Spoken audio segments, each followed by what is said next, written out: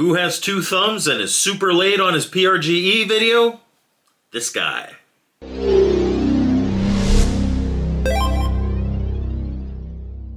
Hello everyone and welcome to another MGG Presents. I'm Mike and at long last, here's the Portland Retro Gaming Expo video that you've been waiting for.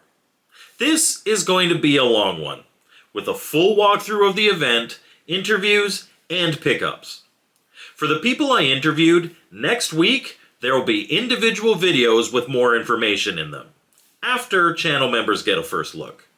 That said, I wanted to include them here as well so that you could see them in the scope of their surroundings. I'll make sure there are chapters for each interview and the pickups if you want to skip around. Alright, with that out of the way, I want to first say that this trip would not have been possible without the help of so many kind people in the community. Tim and AJ from My Drunk Sibling kindly offered me their guest room, saving me the cost of a hotel. Casey, the Intellivision gamer, started a fundraiser to help pay for my ticket, which certainly was unexpected. And then the generosity of those who pitched in was certainly not lost on me. Jolt 7800, Retro Dean 66, E Buckeye, and of course, Rev from Intellivision Revolution. Thank you so much. It sincerely meant a lot to me. And of course, thank you to all my channel members who support me year-round. For small channels like mine, you guys make all the difference. Okay, enough mushy stuff. Let's take a look at the Portland Retro Gaming Expo 2025. Alright guys, buckle up. This is going to be a long one. So down at the end there is where you would have purchased your tickets or picked up your tickets. And then walking into the show, one of the first things we see right to the left, prominent position, is the Atari/Atari Age booth.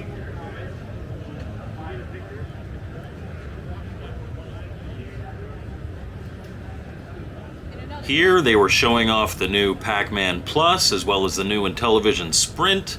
Well, the Pac-Man Plus is out, but the Intellivision Sprint is coming soon.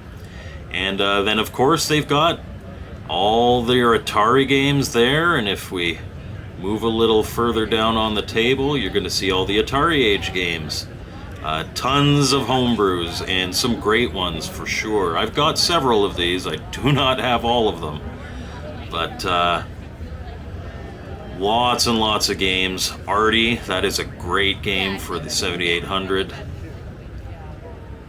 Tons of games. You got the Jaguar, you got Lynx games.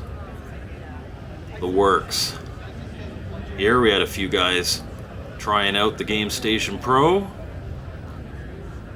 And something that caught my eye, I had to go back and look at it, man, I've been drooling over this for a while. EXO, the Collector's Mission Kit. They had it there. One of the great things about the Atari Age booth is they always have tons of monitors and tons of systems set up with a whole variety of different games for you to try out and play so that you can figure out whether or not you want to buy it. And then here was the demo area. They had a couple of the Pac-Man Pluses, they had the 7800 Plus, the 2600 Plus, and of course, over here, we had the new Intellivision Sprint. This one was busy for most of the show. It's on both sides here, but luckily when I was walking by, somebody had just walked away. So, I've done several videos on this already. I'm excited to get mine, and yeah.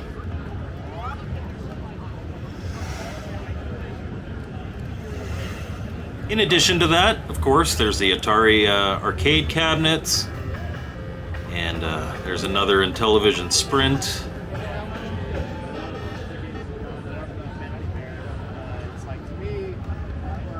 And this is going to cut soon because those of you who know, there was Bob DeCrescenzo there. I had to talk to him for a bit, so I resumed it after we chatted for a little bit. But all of Atari's different offerings here for you to test out and play. Lots of great stuff. In behind the Atari booth was all of the guests where people could go and get autographs or photo ops with them. Most people were charging, as you can see. Charles Martinet had a lineup. He was at his booth. A lot of these guys weren't at their booth when I was walking there, but they had the whole Metal Gear cast and everything. They had a DeLorean here, and they had Mayor Goldie Wilson, the actor that played Goldie Wilson, here signing autographs and doing photo ops as well. Donald Full-of-Love, there it is. Those of you who know me, I am a member of Hollywood on Wheels, and we have a whole bunch of movie cars. Mine is a Jurassic Park Jeep, but we have a couple DeLoreans, and quite frankly, the DeLorean doesn't excite me the way it used to. This one had big fuzzy seat covers, just looked wrong. It was, DeLorean's a great car. I've driven a DeLorean. It drives like a piece of crap, but yeah, it's a cool car for sure. Definitely draws a crowd. Massive free play area. You go, you sign out a game, and then you can go to the system and play it. And then here, this is apparently an Oregon attraction, local celebrity. It's the No Drama Llama. And the No Drama Llama was here.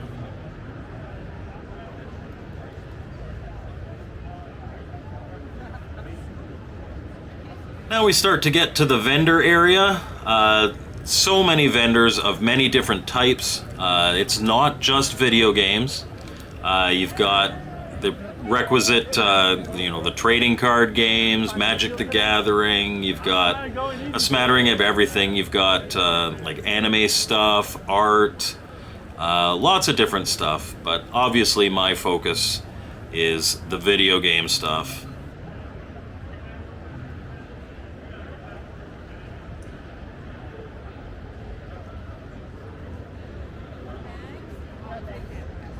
Unfortunately, my budget on this trip was not what I would have liked it to be, and also I flew to this event and I only had a carry-on, so I had to be very picky, even if I did have a lot of money to spend.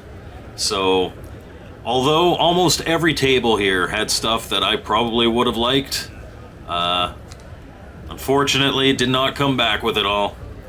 But no matter what system you like, it was here for you. And one thing I really like about PRGE is there is a ton of second gen stuff. There's a ton of oddball stuff, of 80s computer stuff. It's not all NES and Sega, and I appreciate that so much.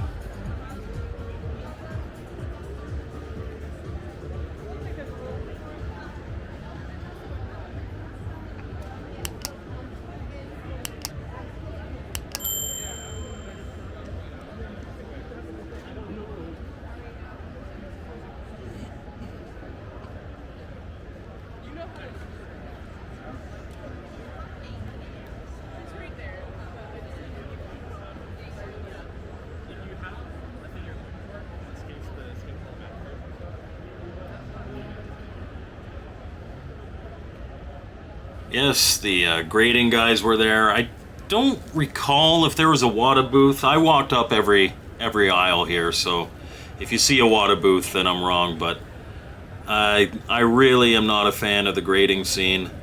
It's artificially inflating prices, in my personal opinion. But thankfully, those booths, at every event I've been to, they tend to be pretty empty most of the time. Not many people seem too excited to see them anymore. Here we go, we got some Atari in the corner there. I think I saw a little ColecoVision as well.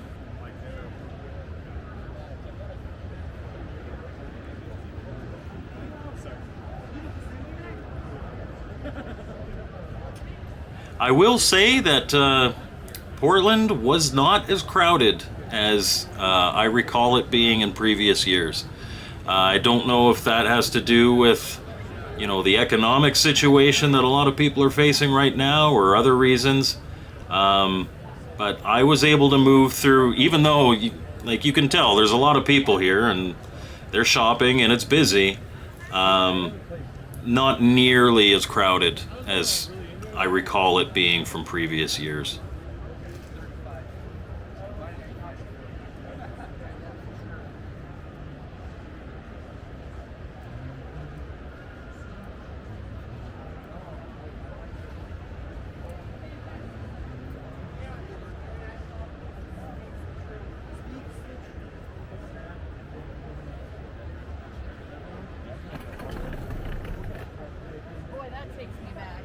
This was a great booth. I love all this oddball retro stuff, and they had loads of it. I could not pick up much, if any. I don't know if I actually bought anything from this booth, but you get the old big box PC games. You've got, you know, a whole pile of different 80s computer stuff.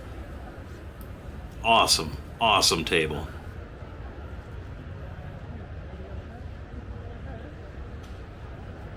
I do recall these guys from previous years as well, and I have definitely purchased from them. They've got, you know, if you're into the real retro stuff, these guys have got you covered.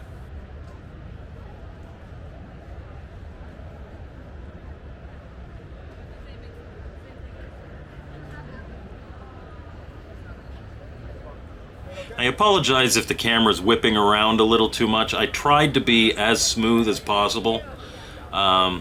I am hopefully getting better at these kind of walkthroughs. I do like to walk through and show you the whole thing, but you know, I do appreciate the feedback, and you guys have been giving it to me. Here's another awesome table. You got some Commodore games there. I love seeing tables like this. And they just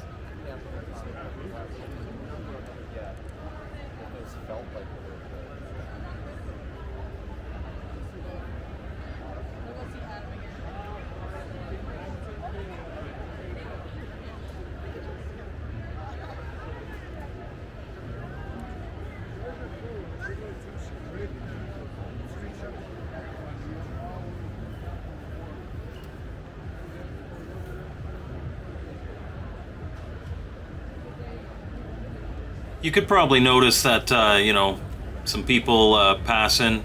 There is cosplay at these events. It's not as prominent as, say, a Comic-Con or something like that, but there definitely is cosplay. A lot of it's video game themed, which I can appreciate. Some cool stuff.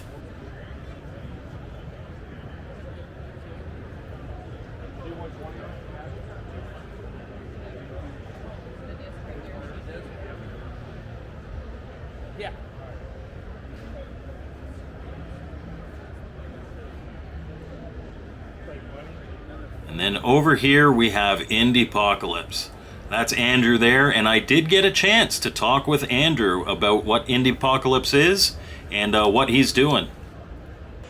Hey guys, I'm here with Andrew from Indiepocalypse, and he's doing something really cool with kind of that 80s, 90s flair. Why don't you tell me what you do? Yeah, so primarily Indiepocalypse is a monthly anthology that I organize focusing on more experimental, alternative, underground indie devs, and at events and online, but mainly for events, I publish them physically on these little cassette cases with USB sticks inside of them as a way of like bringing indie games to events for ways people to like something more tangible than just like a code on like a postcard or something.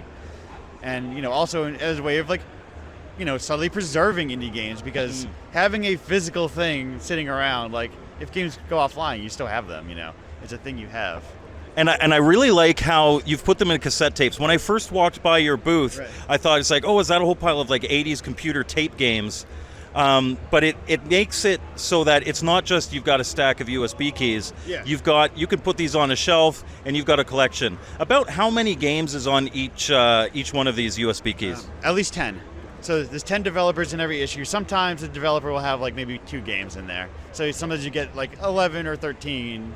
But because every month I commission one brand new game, and then I get 9 games through open submissions, and occasionally I'll reach out to someone, usually someone who made like a game, I don't know, like 10 years ago. They're not thinking of submitting a game, not thinking of submitting their 10-year-old game to things. Yeah. And I'm like, oh, this game's good, please submit it.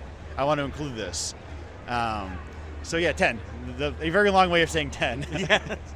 And are the collections, is it like a hodgepodge of different genres, or do you kind of like, this is a platformer month or this is a puzzle month? So like you said, the first way is like each one is meant to be like a mixtape of the underground indie scene, because at this point I have 69 of them. I want people. That's a really good number. Yes, a perfect number to land on for this interview. But I want people to be able to pick one based on cover. And I know no one's going to get like all of them. I mean, maybe no one, but some people might. But so I want to be able to pick up any one of them and be like, oh, okay, this is a cool collection of indie games. And like, not like if you hated platformers, you want to get 10 platformers. Yeah. You're going to get like a variety of games, because I also want people to.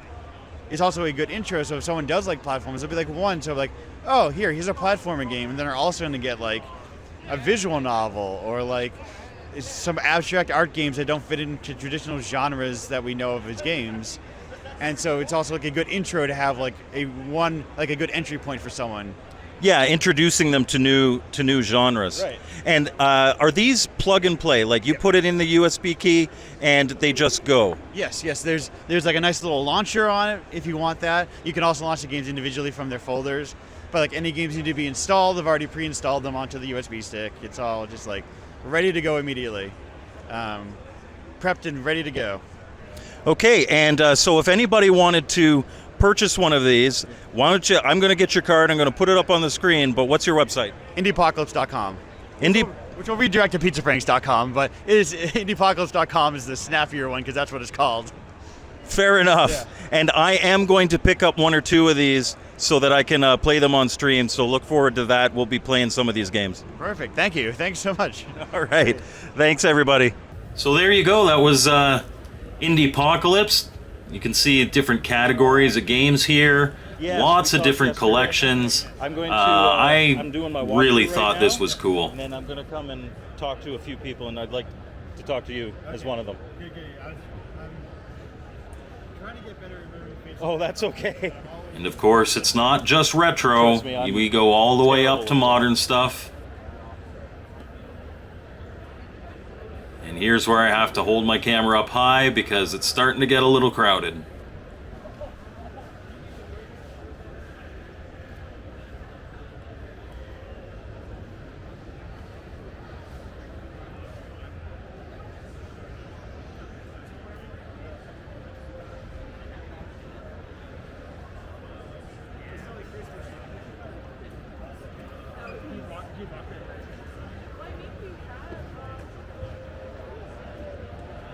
I tell you, if you didn't already have a collection and you were coming here to start, you could get yourself into so much trouble. There is so much cool stuff. Like, this one's not for sale, but I've never seen Banjo-Kazooie N64 before.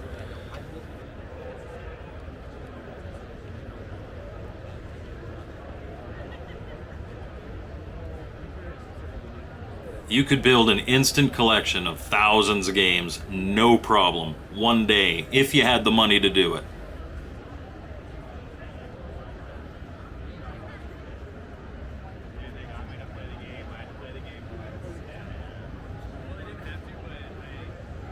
There's a Tandy color computer. I do need to get me one of those, but unfortunately, that wouldn't fit on the plane, and also, like I said, I had a budget. But I do want to get one in honor of the drunk siblings, Tim and AJ. They're big Tandy color computer fans.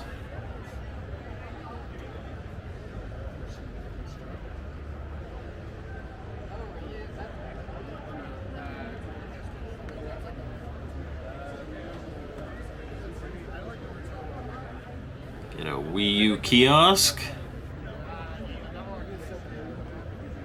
Whole pile of CRTs. It's amazing to me, like CRTs and VCRs used to not be able to give them away, and now they're worth money again.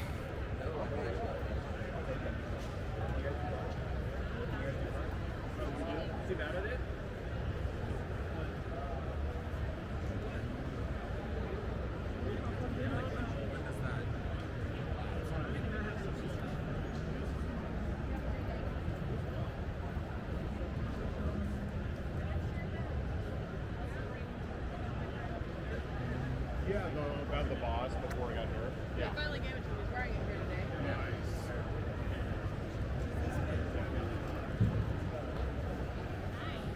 This table absolutely full of Game Boy, but the Red Baron 2 caught my eye. That was one of my favorite games back in the day. Man, I played the hell out of that. I had the second version of it. It's the same game, but with some bug fixes. It was called Red Baron 3D.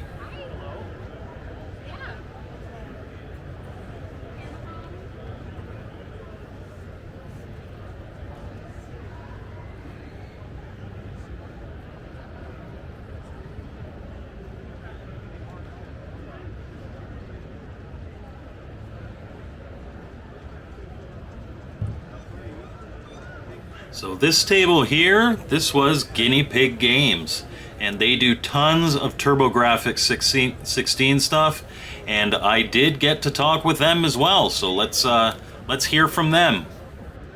Hey guys, my name is Jeffrey Platt. I am with Guinea Pig Games, and I specialize in all things TurboGrafx 16 and PC Engine. So as you can kind of see through the booth here, I created my own flashcards, which allows developers to be able to flash their own games to the console. And we have a whole bunch of different types of styles of cards that I create and make, but we also specialize in different accessories, and we kind of carry a whole bunch of different things that are directly geared towards the PC Engine and TurboGrafx 16, including this guy over here, which is a flash programmer that allows you to program your games directly to these flashcards so that you can play them in original hardware. You can also play them in any of the emulation machines like the Hyperkin Retron GX that just came out back in August of this year, along with any of the analog gaming products over here, such as the Pocket or the Analog Duo. We also work with independent developers and home brewers in being able to publish their games to the system, and then we carry them and sell them and support them. So we have some games here on display. This one is called Luna Patrol. It's by Mindwreck Games from the late B.T. Garner. And then we have another one here that's pressed to CD called Vax. And then we have another one here called Strife Sisters, which is published by Laconic Software. It's a Japanese RPG game with tactical strategy behind it. And then over here on the left-hand side, we have some really cool new carrying cases and stands to be able to display your games, along with some more custom art and custom artwork-based reproductions for TurboGrafx 16. So if you guys like to find us and learn more about us, please check out guineapiggames.com or join our Discord server. So thanks so much, everybody. Yeah, so lots of cool stuff there. And then right across from them was Game Tank. Now this is a homebrew system. Homebrew hardware. We do homebrew games, but this is homebrew hardware. And of course I had to talk to him. Hi, I'm Clyde. This project is the Game Tank. It's a brand new 8-bit retro console that I just kind of had the idea to create. I started this in 2019 because I thought it would be an interesting way to learn electronics. And then 6 years later, I'm sitting here at Portland Retro Gaming Expo showing it off to people. The whole thing is open source, so anyone can build one or build for it. And I publish a lot of free and open source tooling to develop games for it. And what's your website? And if people wanted to, is this something that people can buy? This is something that people will eventually be able to buy. I'm doing a pre-order campaign to essentially get a bunch of these made at once. I've been making these 10 at a time in my basement in pre-show frenzies in a week. I'm trying to move to making these 100 at a time with a contract manufacturer. So check out our crowd supply page, which is linked to from gametank.zone. And if you subscribe, then that'll help us along with knowing when we're ready to launch the campaign. Okay, and what kind of games does this play? It plays Game Tank games. No, it's we've got. So my current project is a Metroidvania style game. It's called Ganymede. That's actually a work in progress. And I'm about 2 areas out of 7 planned areas done. I've got another one that's a hack and slash dungeon crawler in the sort of Zelda SNES style. And then we've got a bunch of community developed games using our free tools from our game jams. So we've got puzzle games, we've got little action dodging games inspired by old Flash games, and we've got other cool demos like a 3D renderer.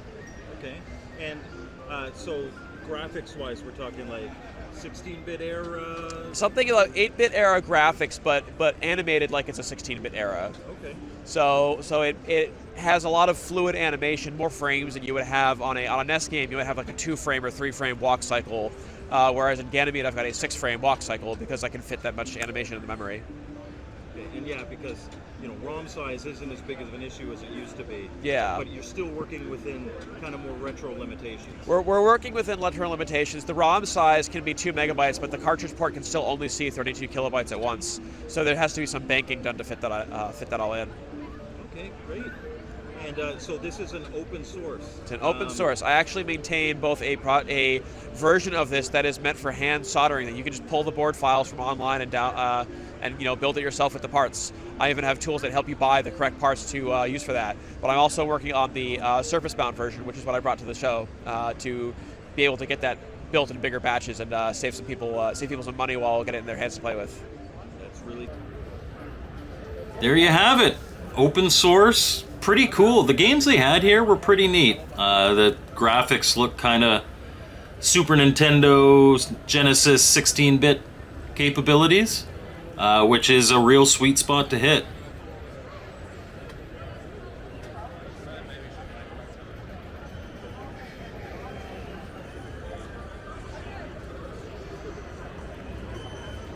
Here we had some light guns. I've heard of the Sinden light gun. There was a few different booths of people selling different light guns for all your PC gaming needs. I believe one was a PlayStation one as well, but for modern televisions, which is cool. I love light gun games.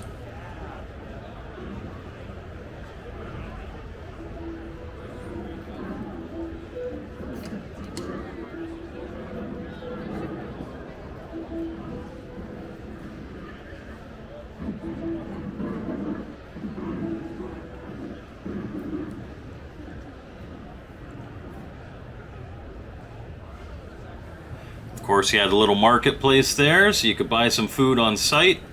Although I always find it cheaper to go off-site. There's a Burgerville not far from the venue. That's where you usually find me for lunch. It's cheaper and you get a bit more. This booth I absolutely love. This was all like South American bootleg pirate systems. That Onyx Junior, man, I've wanted one of those for ages.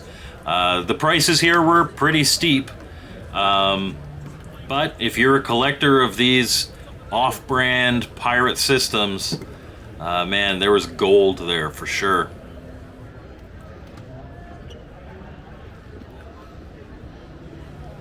And of course I had to spin around and look at the Onyx Junior again. Sorry if I made you a little nauseous.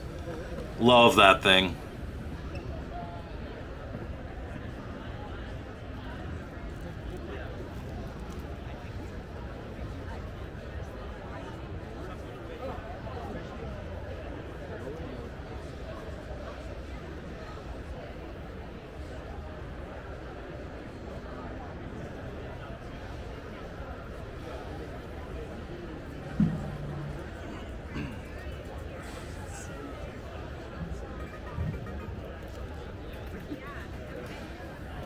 Now you might think, hey, we're near the end here because I'm getting close to the wall, but nope, not even close. We're about a third of the way in, guys.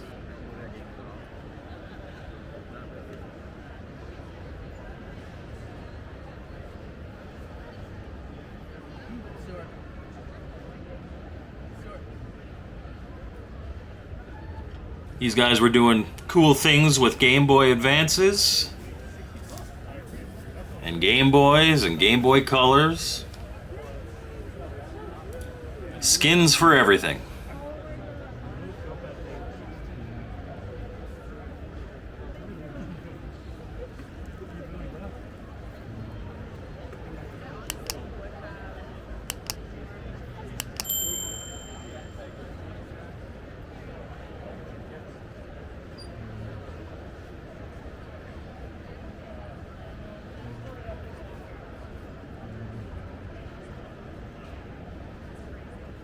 And so walking into this section, once we pass this table, this is a section that was closed on Friday. So everything that we've walked through so far was open Friday, Saturday, Sunday. This area here, starting with the Pig Squad table, this was closed on the Friday, was just open Saturday, Sunday. But something I really liked here is that, you know, a lot of the indie guys were here. So this is the Pig Squad, the Portland Indie Game Squad, and these are all games that these guys have made. You know, indies and homebrew, they go hand in hand. They're really kind of the same thing. And then, of course, where you could find me for a good portion of the show, this was the Intellivision Revolution booth. The kind of annual gathering of Intellivision folks. Here's a whole pile of Mystique style boxes for the Intellivision. Lots of different Intellivision stuff.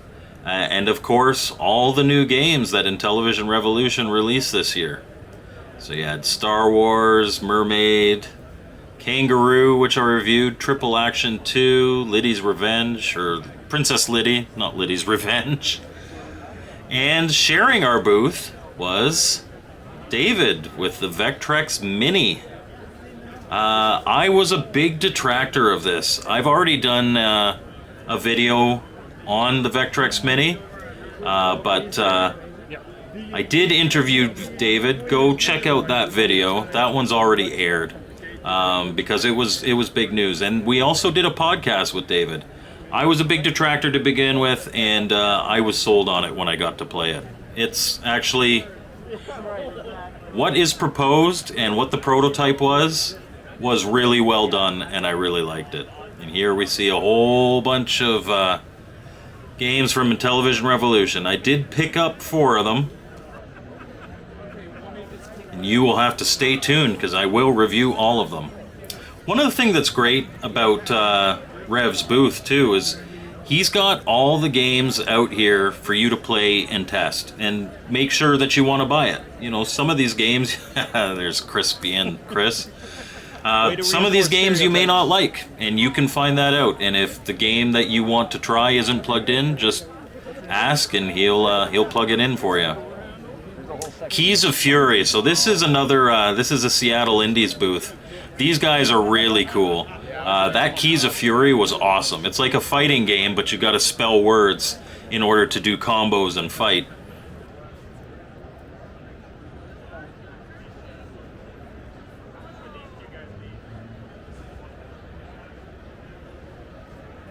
Here we got a whole pile of retro computers from the ICM, that's Interim Computer Museum. And this was all stuff that you could come up to and play. And one thing that is really awesome is seeing like kids playing it. People who were not alive when these systems came out, actually checking them out and finding them interesting.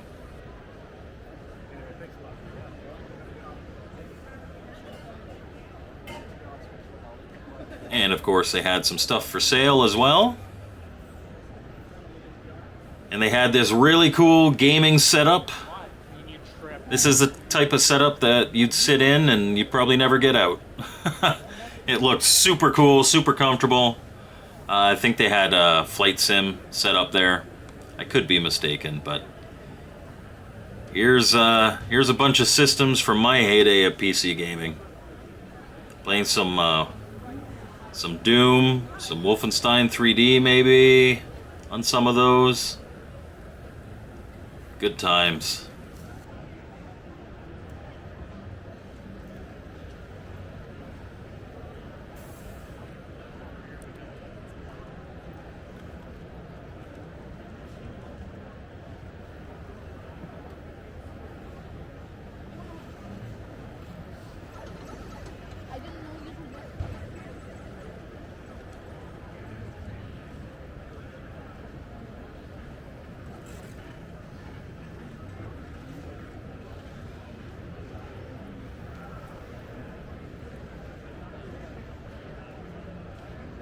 More indie games. Room Sweeper, Farmageddon.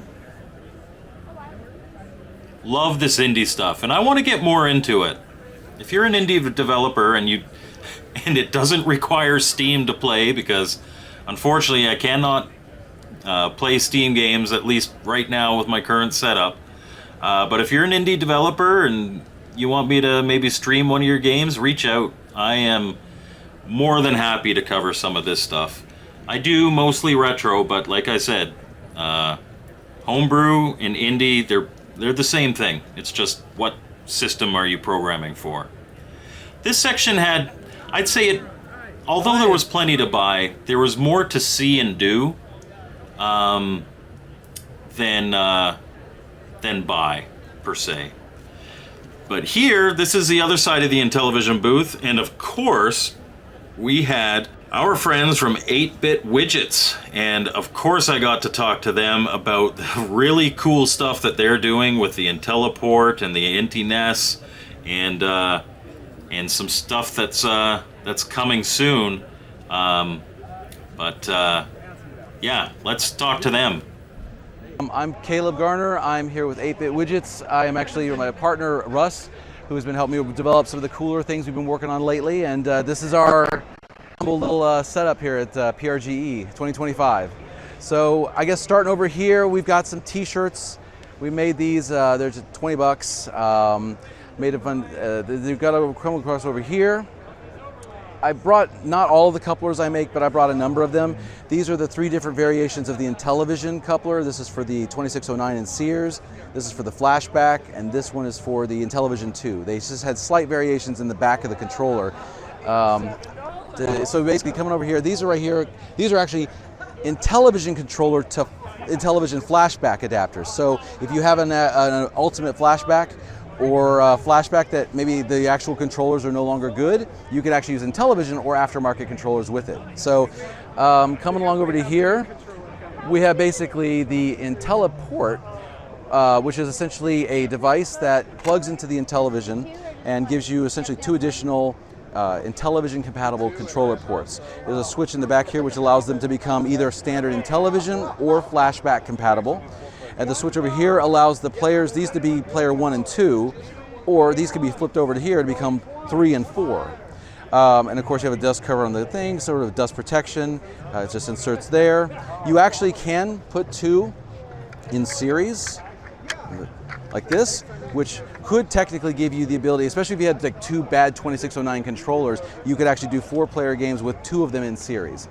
Most people won't need a second one though, because of obviously they could just use the ones that are in their internal Intellivision. And it works with all versions. It supports all adapters, IntelliVoice, the ECS, LTO, Backbit, RTO, you name it. So we've tested it out well for that. So coming on over here, you can kind of see, so this is a little snake game that actually Oscar made for Frank to test out our product. So what we have here is essentially a snake game, a simple snake demo, but it shows that we're actually playing with 4 players. So that is player 1 and player, 1 second here. It resets. Okay, so red is this second controller. And then, over here, we gotta be very delicate. This 2609 we borrowed is very touchy, so it may freeze up in the middle of this, I don't know, we'll see. It's been good so far. So this is green, so green wins. And this is number 4. Let's see, reset. There he goes, in yellow. So all 4 of these controllers are live. Also, we've pretty much at this point figured out, for anyone who wanted to play an ECS 4-player game but don't have an ECS, we've managed to figure out how to get most of the classic ROMs to actually basically be tricked into thinking the ECS is present. So it ignores it and will play. So you can play World Cups with a World Soccer, which actually was a 4-player soccer game with 4 controllers. That will run on this product, just with one of them and your standard Intellivision controllers. You can kind of see this guy over here's act on here, and then we're going to show more about that. But this is the IntiNES, and this is effectively similar in spirit to what the Intelliport is, but the IntiNES actually gives you 2 Nintendo compatible controller ports, which can, with an adapter, support Super Nintendo, including the NTT controller, so the one that has the number pad on it will work with that. And so you can actually effectively replace your Intellivision controller with that because it covers all the bases of what an Intellivision controller can do, and then some. It also supports the zapper, which we're going to come over here, which is kind of the fun thing for PRGE has been to demonstrate this one. So what you do basically is the game starts here. You look over here at these actually change color depending on what's plugged in. A regular Nintendo controller is plugged into this one, so it glows red. The blue represents this. So when I take the gun and point at it turns blue. That's how it knows, it recognizes it's ready to go. So you shoot the duck as a form of calibration. This makes sure you know it's working properly. So we're going to go with, you can actually play, also cool, 1 or 2 player. So you can actually have a 2-player duck hunt game where there's actually you play against your friend, which is not, of course, in the original Duck Hunt game. So this Duck Hunter version actually does things that Nintendo didn't do. So here we go. I'll do 1 player for now since it's just me. You shoot 1 player. You can do easy or normal. I will go ahead and do normal because I've been practicing this for the weekend.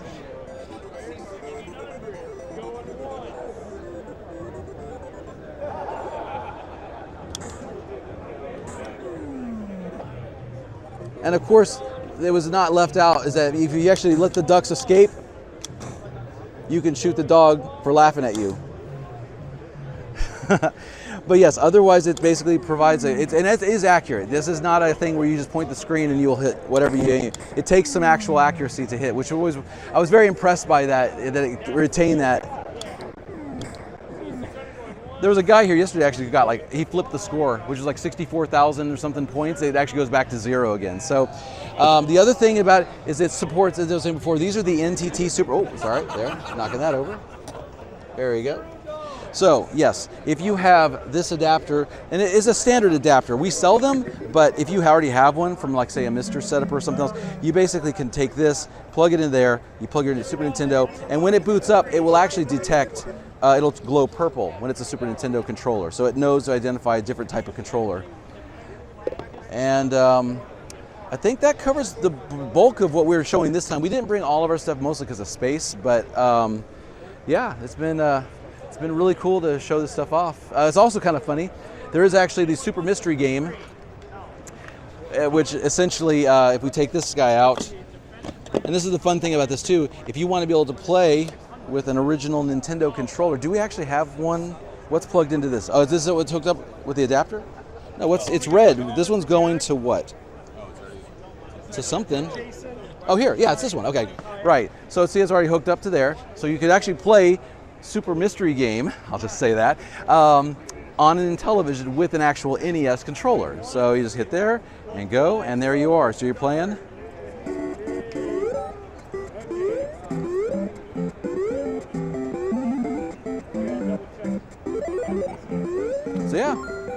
So yeah, so this has been a really a good opportunity for people. Also, because I've also found, I will turn that off, just for now.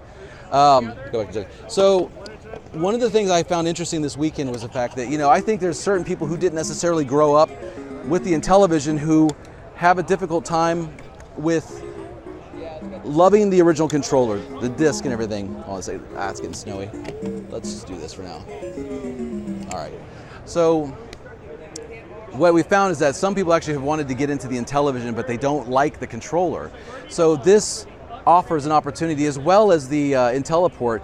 These products would allow people to actually use different style controllers and play the Intellivision games in a way that they're more familiar with and more comfortable. So yeah, so I think I'm hoping if we're lucky, we might get a couple of new Intellivision fans and people in the community who are actually able to play the games in a way that's more comfortable to, their own preference. I'm partial. I still like the Disney. I grew up playing them. I'm conditioned to it. I like the flashbacks the best, just because I think they kind of got the side buttons, made them a little more comfortable. But yeah, it's been quite an adventure, I think, for us to get over here and get it. Russ came from Albuquerque. I came from Boston. And so Russ and I kind of fun. And so we're actually best friends from high school. We graduated from Olathe North back in '92 to date ourselves a little bit. And yeah, so life went on. We went different ways, and we kind of end up reconnecting a few years ago to talk about the idea of taking his electrical engineering experience and know-how. And I kind of had been working in the retro community through various couplers and ideas we've been exploring, and it's kind of been snowballing into some of the more, these kind of more ambitious projects. I think are doing cooler things that we, been a lot of fun. Yeah, I think so. It really has been. It's, you know, the fact that the Intellivision never got a light gun, you know, it's really kind of, and that's the thing about the community that's so cool. Like with Atari Age, I think originally I posed the question just like, could a light gun be made for the Intellivision? Is it even technically possible to talk in that capacity? And it was pretty much established fairly early on with the various gurus of the Intellivision community that it was possible, but no one had done it.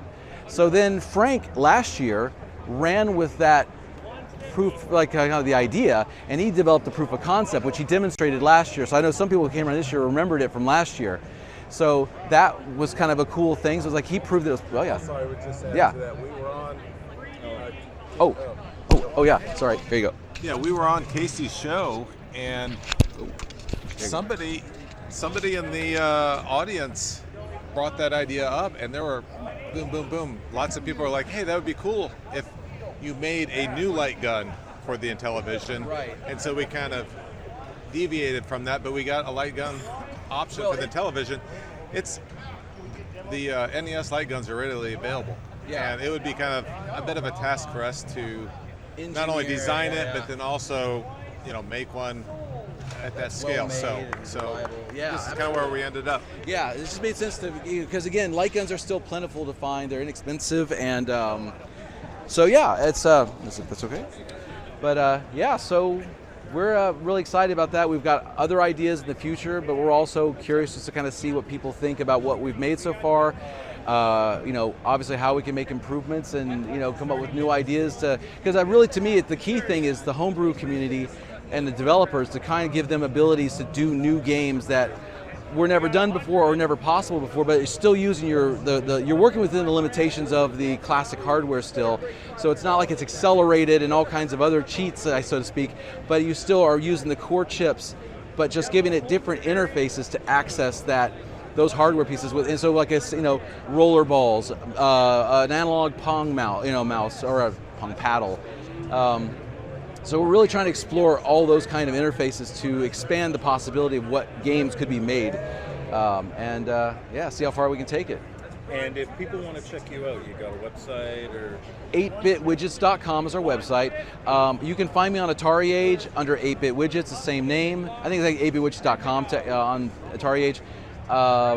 Yeah, I mean, the website's fine. The website's mostly informative. It's a fun website. I suggest you check it out. I'm partial to it. I actually made it out of a game engine, so it's not really a website, but it's more like an interactive web game, but meant to be kind of like a website. And so you can learn about the different products we have out there as kind of at a glance, going through the different platforms. But Etsy and eBay is kind of where we typically sell stuff, but you can always contact me directly through Atari Age or Facebook, all the Intellivision groups and stuff.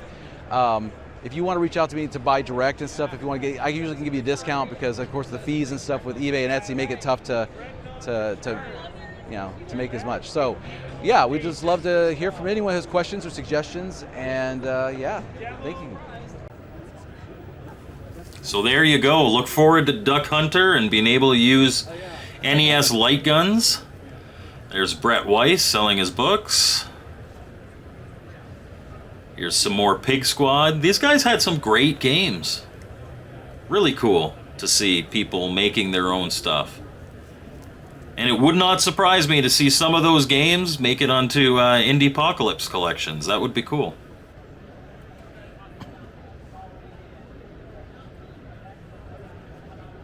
And here's where things start getting a little tight. You can see this corner was pretty busy.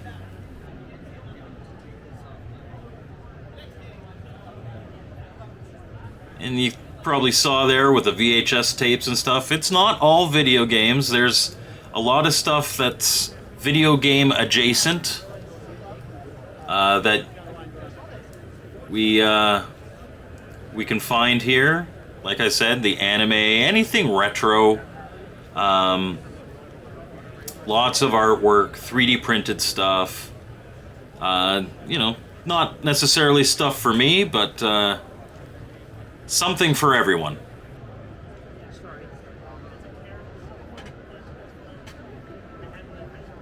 Here's a Lords of Nyseria. It's a game that indie game that was programmed.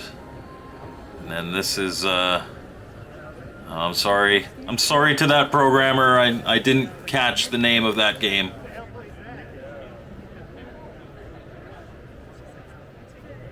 And of course, Champ Games. Now, I did interview John Champeau. John is a great guy. He makes some of the best games and publishes some of the best games for the Atari 2600. Full stop. He makes that thing sing like it's an NES. Unfortunately, the audio, the mic, decided to take a dump while I was interviewing him. I will be releasing that interview in a separate video, I promise, but I have some work to do on it. I won't be able to resort, like some of the audio just completely cut out. But he had new releases, we talked about those, we talked about publishing other programmers' games, particularly ones that were lost from the Atari age purge in 2023. But even if I have to publish it and just put subtitles so that you can at least see what his responses were, I promise I will air that interview. I'm not going to insert it here because it was a longer one, and like I said, the mic took a dump. It wasn't my fault. It was all set up properly, I swear.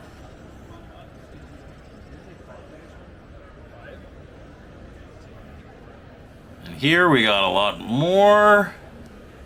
And we've got... I really like this game. Project Blue. I did not pick up the collector's edition. I have a regular edition, and if you look on my page here on YouTube, I did a full review of this game. It is phenomenal. It is a phenomenal game.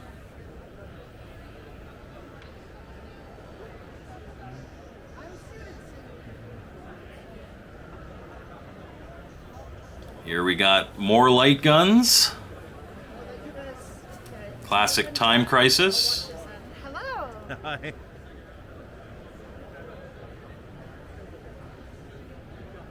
And I love tables like this, where like everything's saran wrapped.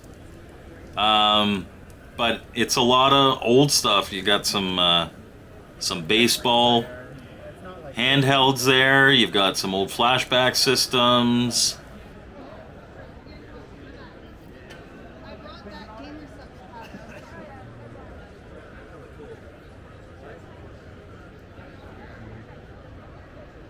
And of course, a little kind of artist alley along the wall there.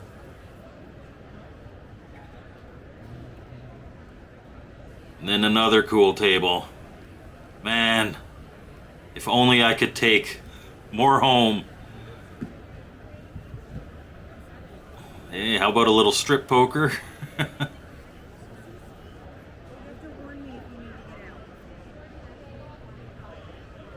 I love tables like this.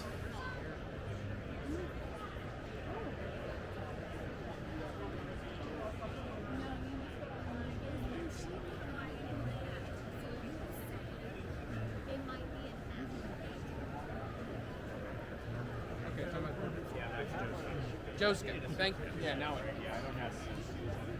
I have a couple of the days. I've only got about half.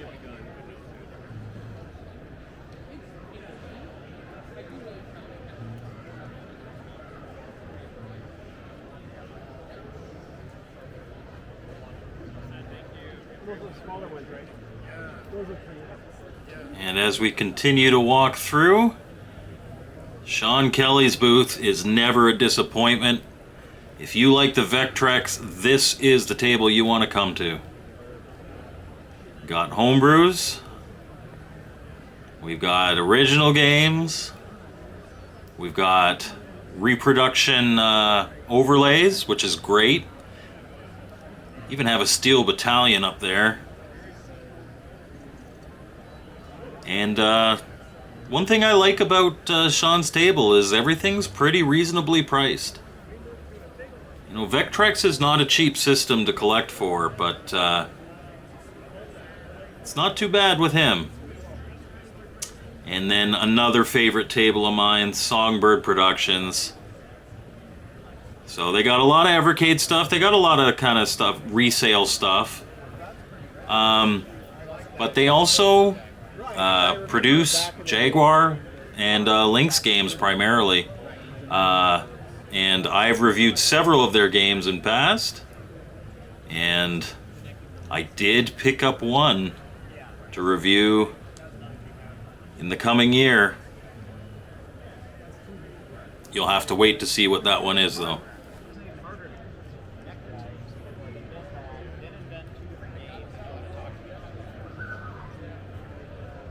And here we've got John Hancock's booth. When you've got a collection like his, you got a lot of doubles to sell.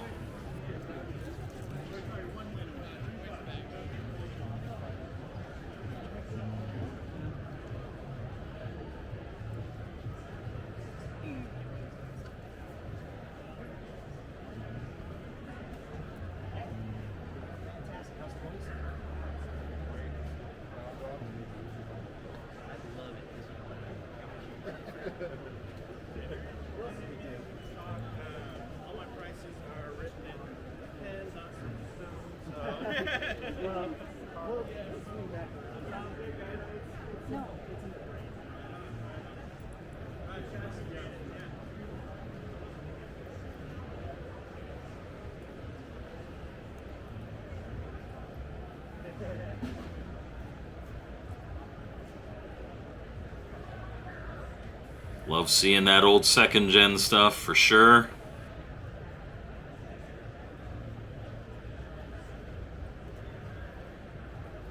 This was cool.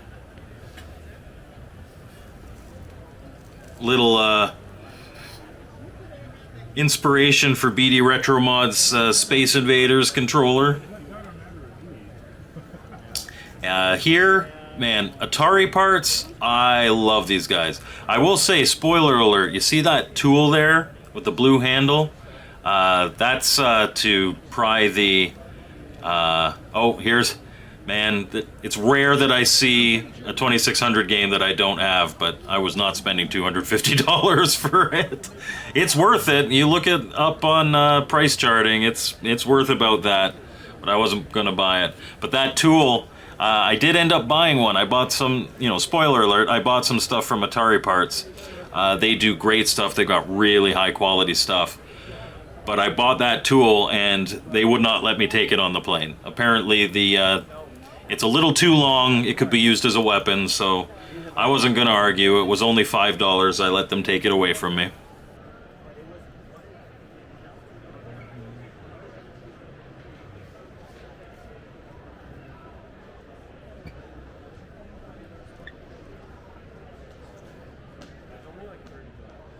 Yeah, some more of the second gen. I know where my bread is buttered. I know what you guys want to see. So I always try to point it out. You can see there's a whole bunch there in the back too. You even have the telltale handles of the Odyssey 2 games.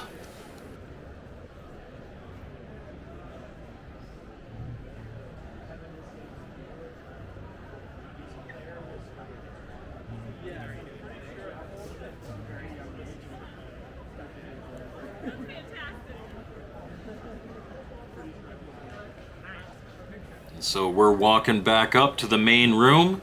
When we walked through the main room, we covered about 50% of it, so we're going to go see the other 50%. We are just about 2/3 of the way through this walkthrough. That's how big this event is. There's some of those Time Crisis guns.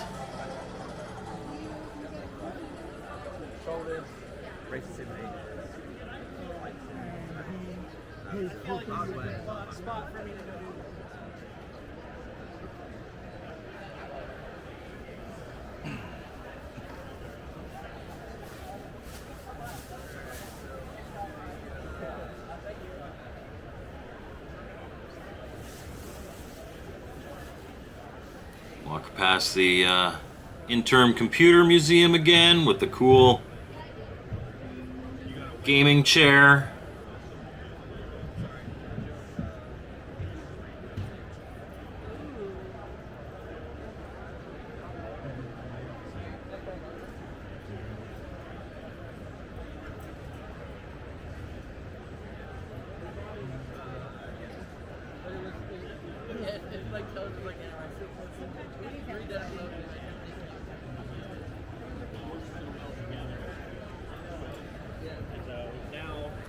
we go. Another indie game, Mouse Word. Lots of indie games. Love it.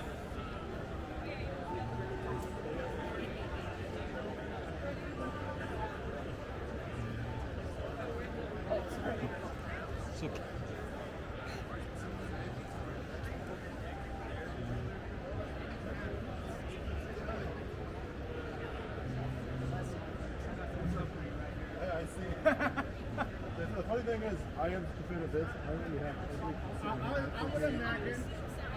Blue Dude.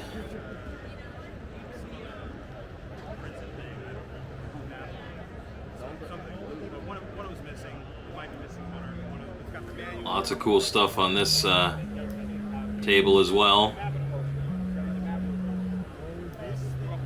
That SR-1000, you don't see those very often.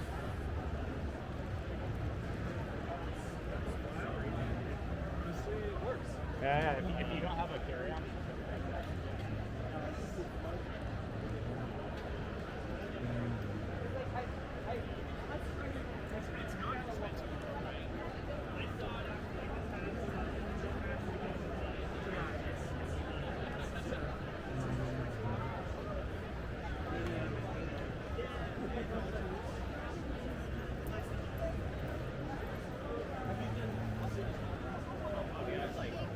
I didn't go in here. Oh, yeah. Did you have a...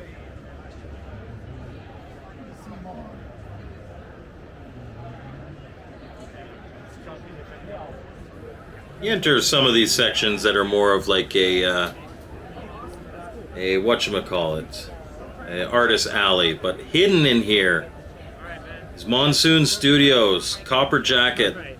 I've done a review on this game.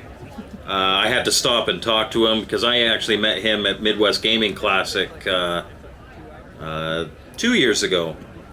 And man, I picked up that game, very reasonably priced. I did a review on it. Mike the Gaming Road Warrior has also done a review on it. Both of us gave it super, super high scores. Great game.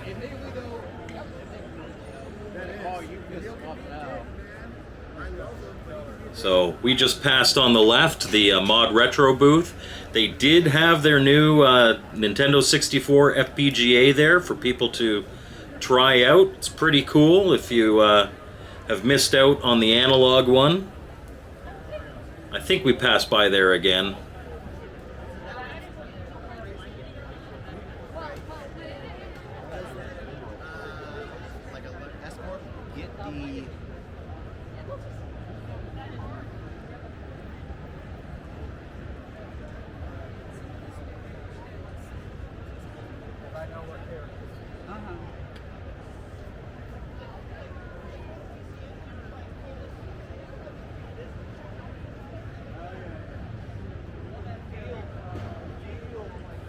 And here's where Pat Contry was. He wasn't at the booth while I walked by, but we saw plenty of him at the show, and he was selling his books and other stuff.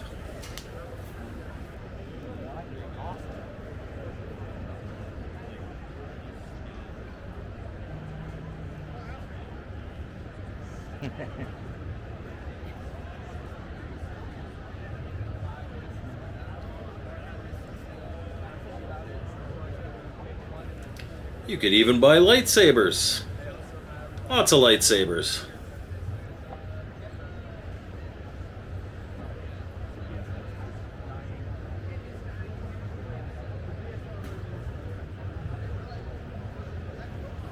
This is one of those shows you could walk through it 20 times and discover a new table every time. Like, it's pretty easy to lose track of where you are.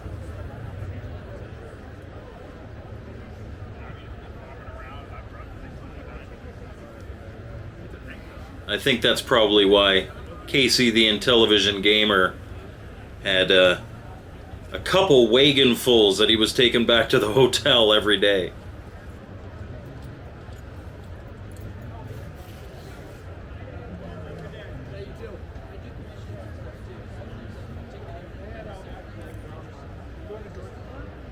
Awesome, man. Good. I'll see you there. Phil, do you want to, All right. And there you go. There's the M64 Mod Retro. It was set up for people to play. They also had their Game Boys there. But this was pretty cool. It worked really well. I played it for a bit. Unfortunately, I didn't interview these guys. I did have one guy ask me if I had the Mod Retro Game Boy. I had to apologize that I have the analog pocket. He seemed a little disappointed. But I did tell him I was really interested in some of the games that they've released, so I will have to pick up some of those at some point.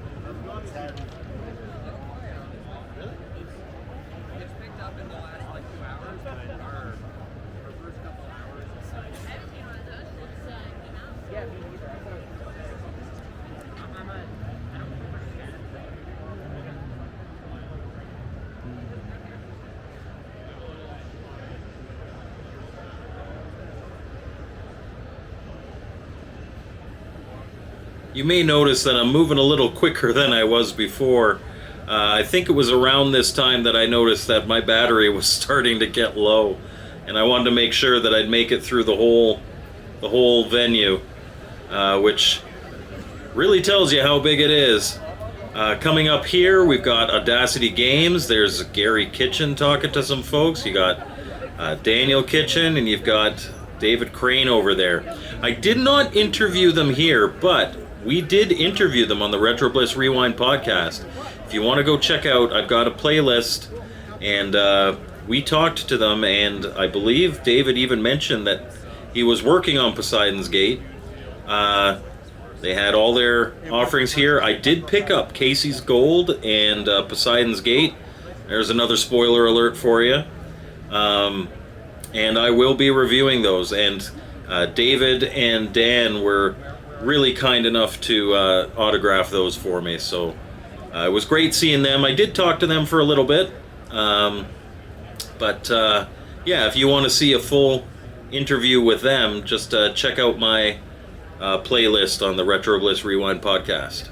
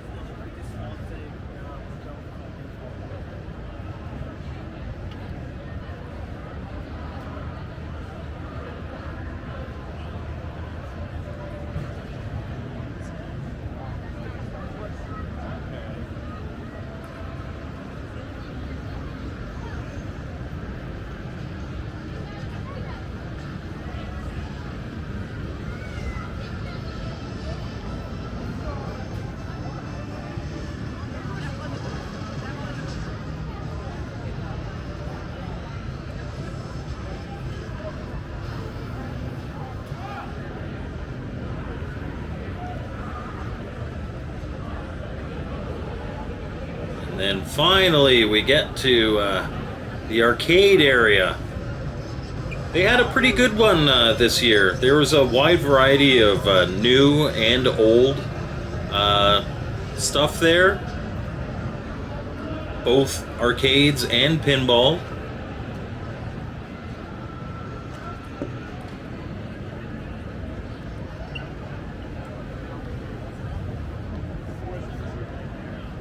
That is a big claw.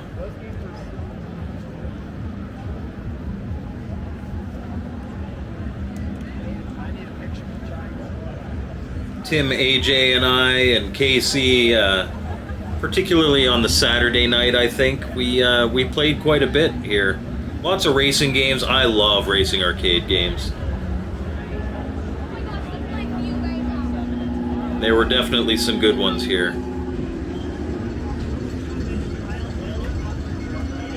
Silent Scope was another favorite of mine.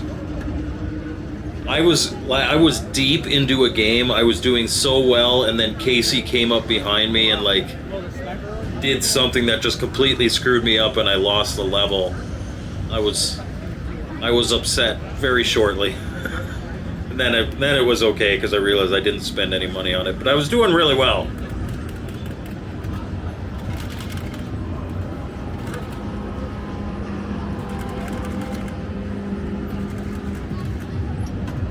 This game was really cool. This had, like, even the turnkey start. It was an older driving arcade game. I forget what it was called, but I remember it from back in the day.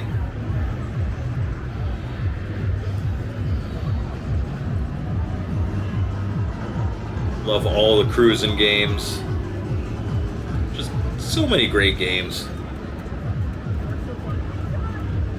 There's a Return of the Jedi cabinet there, Tekken.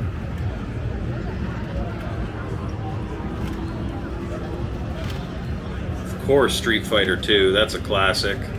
Battlezone, Gauntlet. And here we're getting more into the classic stuff. You got Centipede, you got Frogger, you got Mortal Kombat. There's Missile Command there. And of course, lots of pinball.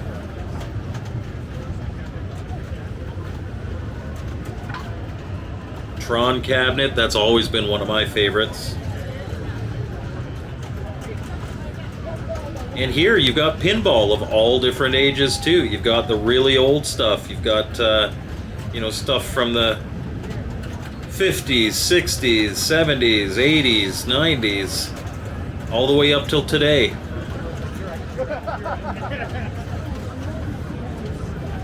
Jaws, Godzilla, Dr. No, these are some of my favorite cabinets, modern cabinets anyway.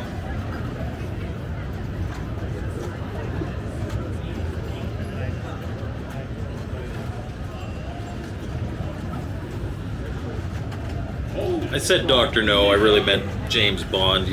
I know there's a whole pile of different screens that you can, or back glasses that you can put up. It's really just all the Connery films, and I mean, if you're gonna go James Bond, Connery is the way to go. If you're interested in seeing that table, I did upload gameplay footage of the James Bond table, as well as several other cool tables. There is a pinball playlist on my channel. Shameless plug.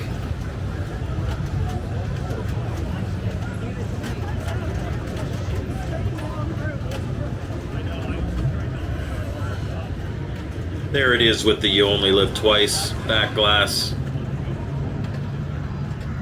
Hydro Thunder, that's a great game. Great on the Dreamcast too.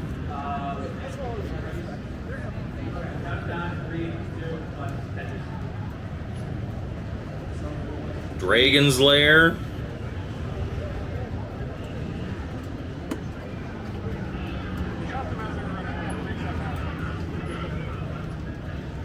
Lots of really cool games. There's another Frogger and Space Invaders. Galaxian I saw there. Defender. Another Centipede.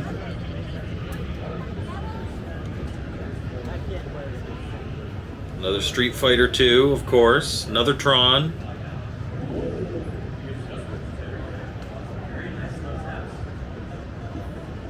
even play some Super Mario Brothers.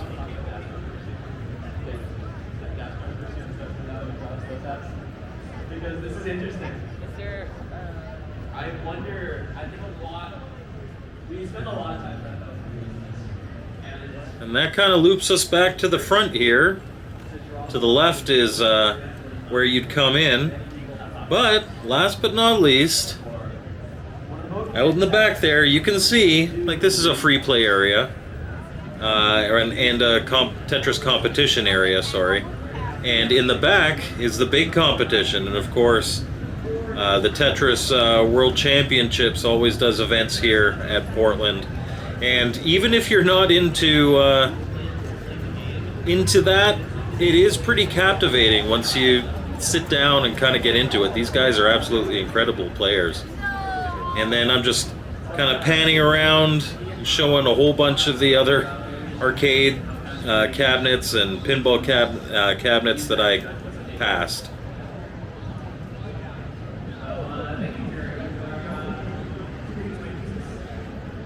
Berserk, that was a big favorite of mine as a kid. Tutankhamun, another Tron.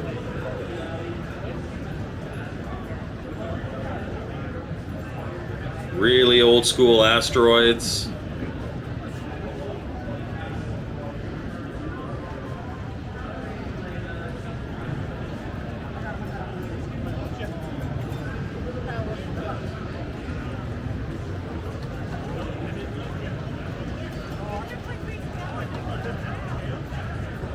Even had the big X-Men beat 'em up.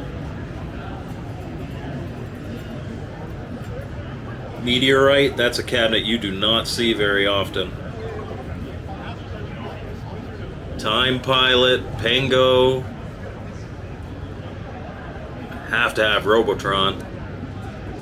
Joust.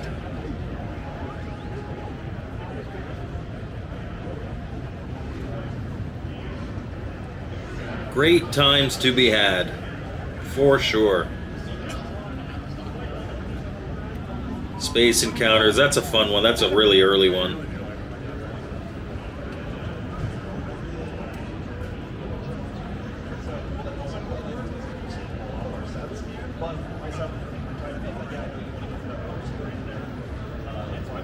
There was even a pinball tournament. Certainly not something you'd ever see me enter. I am profoundly mediocre at pinball, but I do love it.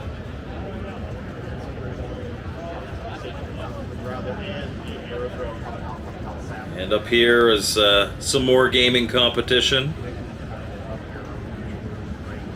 Even if you're buying, there's always stuff to see and do.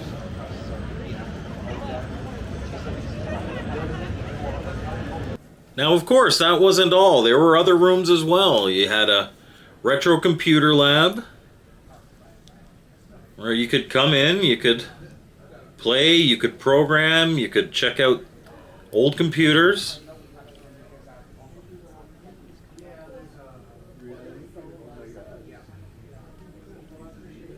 Cool little quieter space for that. And then back here, you had the Art of Nintendo Power exhibit.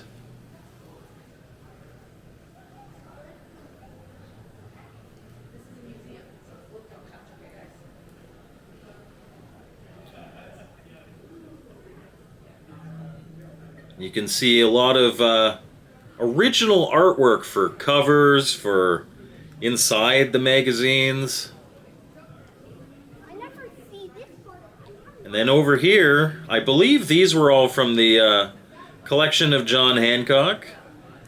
But you could admire the box art for a whole whack of NES games. I don't know if it was a full collection here or not.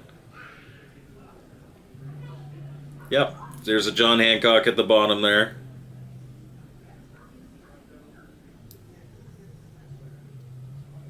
The man has an impressive collection, that is for sure.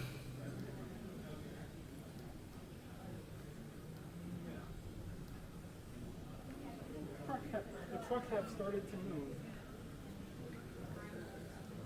But my big interest was this artwork. So they would show the original artwork, and then they'd show its use in the magazine, which was pretty cool. And some of it was, sample drawings, but some of it was the completed artwork, which was really awesome.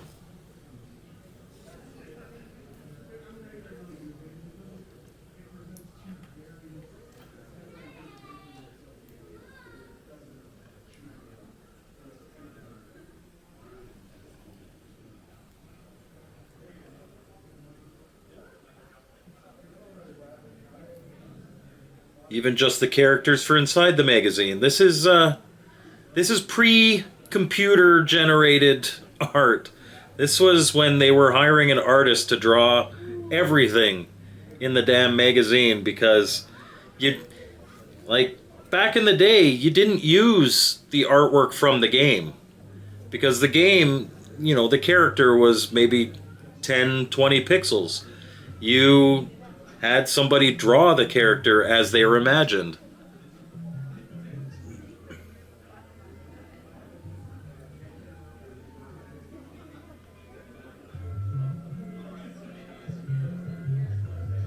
I like this one. You could kind of see the progression and how things were refined before the final artwork.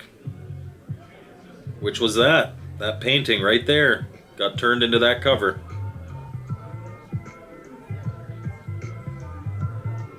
Little Frog Mario and the Tanuki Mario,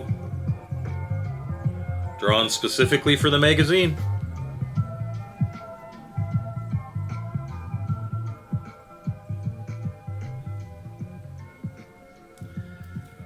Even when you had these little claymation figures, they would actually make them. They weren't computer generated. They would make them, set them up in a studio, photograph them.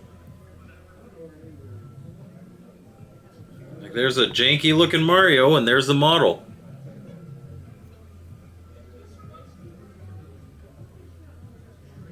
It actually kind of amazes me that these are still around.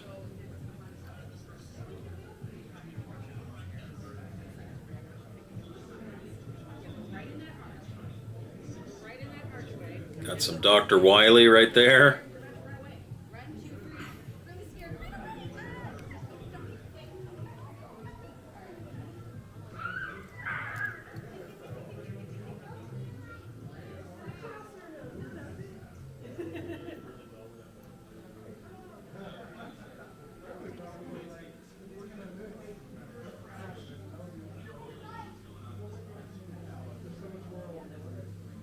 Just imagine the hours upon hours of artwork required to make a magazine back in those days. The Nintendo Power magazine, anyway.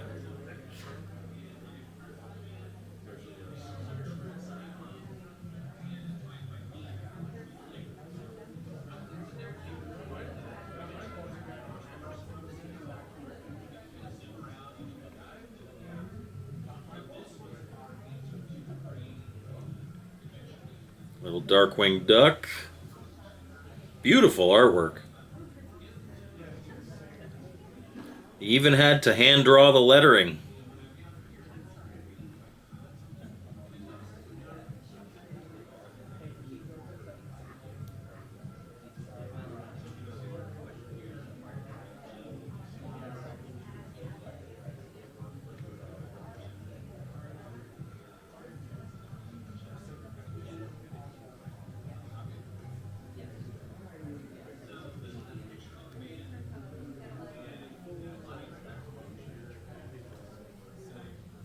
Even for the ads. It was a lot more work back in the day before Photoshop.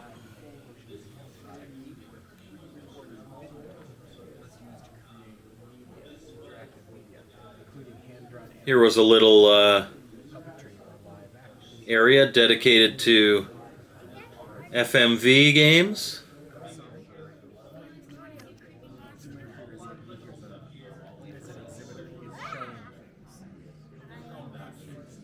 No problem.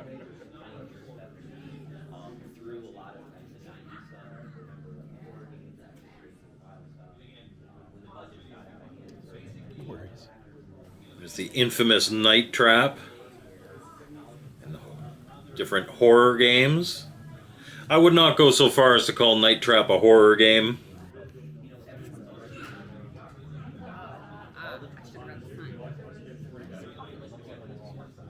So even some of the modern stuff now that you're seeing, there was Hugo, stick close. ways that the Becky Studios was putting out that you're seeing kind of a modern take on exciting tech shots. So you get more mature and more. Oh, Wing Commander 3.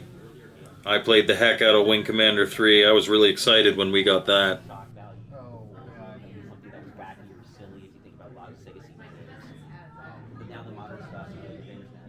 You can see it on the right here, that Wing Commander 3 film canister. That came with, I believe we got a Pentium 3, and my dad got that with it, and I was so excited. I wish I still had it.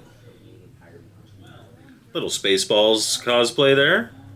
Love me some Spaceballs. Another Dragon's Lair cabinet. Looking forward to the new movie?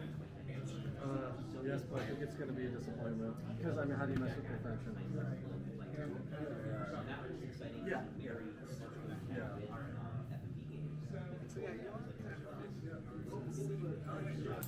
And here was something cool. This was kind of at the end of the room. This is the original Mario costume that used to go to events. Man, what used to pass for Mario back in the day. But I must admit, it was really, really cool to see. And they were asking for you to make a donation if you wanted to take a photo with it. The Mario mascot costume, this was used in like '89. As you can see, it looked a little better back in the day. I don't think this passed today, but you know, I had to be cheesy about it.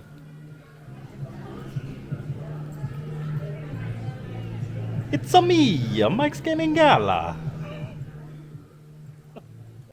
All right, time for the part that you've probably all been waiting for, my pickups. I had very limited funds, and did I go over those funds? Yes, but I kept to buying things. 99% of what I bought here is for the channel, so I figured that I could splurge a little bit because it's games that I'm going to review. It's going to provide content. But let's go through something that I actually didn't order at PRGE first.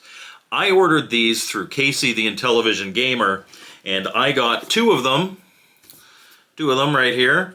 This is the Intellivision Touch controller. He did a group buy. These come, I believe, from Brazil, but they come in these really nice boxes. I think the box I had to pay an extra like $10 for, but I wanted to get them in the box. But they are Intellivision controllers. I'll just slide this up here. That have a 16-direction thumbstick down here and a video screen for the touchpad. And that video screen can upload a whole bunch of overlays. I know that Casey, the Intellivision gamer, has done videos on these. I know that Mr. Postyle did a video on his. I got two of them, and I will be doing a review for this eventually. I don't know when I'm going to get to it, hopefully over the holiday season, but this could potentially be a great option for people who are looking for a different way to control their Intellivision that maybe doesn't stray too much from the original style controller, but just updates it, especially with that thumbstick. I think a lot of people probably appreciate that thumbstick. I know the disc is a point of contention for a lot of people when it comes to the Intellivision controller.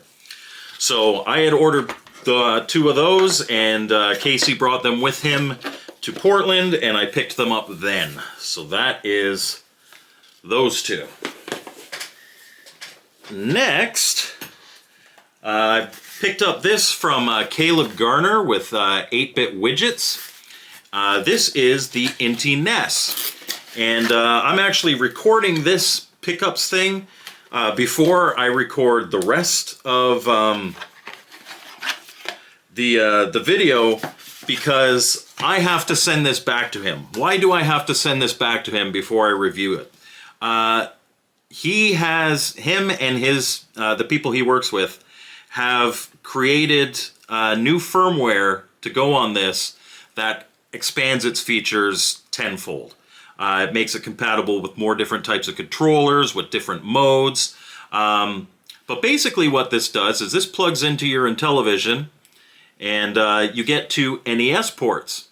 And what makes that really nice is the fact that now you can use light guns in particular on the Intellivision. You can also use NES controllers. With an adapter, you can use your Super Nintendo controller, particularly the Super Nintendo NT controller that has the number pad in the middle. I think that'd be a great way to play Intellivision games, and I'm looking forward to, when I get this back from Caleb, doing a full review on this. I already have the Intelliport, and I do need to do a review on that one as well. I'm behind on a lot of things. But this is a really cool piece of tech that I picked up, and I will be returning to him, and when I get it back, I will do a full review on it. So I'll put that back in the box there so that I can mail it off. Next, I picked this one up. This is a Game Boy game. I picked this one up on the last day of the show on my last walkthrough. I didn't even notice this guy before. But this is a Game Boy game called Dream Shark. Now, what is Dream Shark? It is a homebrew game. This guy made his own game, and he was telling me all about it, and I was like, man, I really want to review this. And he had complete in box, but I didn't have a lot of money left. And I told him, oh, you know what, give me your card. I'll order it from your site, because this game sounds really cool. It's in the future where people are using VR headsets to kind of distract themselves from this dystopian future where there's no imagination and stuff. And this kid, his breaks, and he is experiencing actual dreams for the first time in his entire life. And like all of humanity doesn't experience dreams anymore, but this kid does now. And apparently the shark is like a nightmare part of the dream, and he's a villain. I'm not entirely sure. I haven't played it yet, but he did work with me to get me. I didn't get the complete in-box version. I got the cartridge version, but you can look forward to a review of that. And he signed it for me on the back there, which is really cool.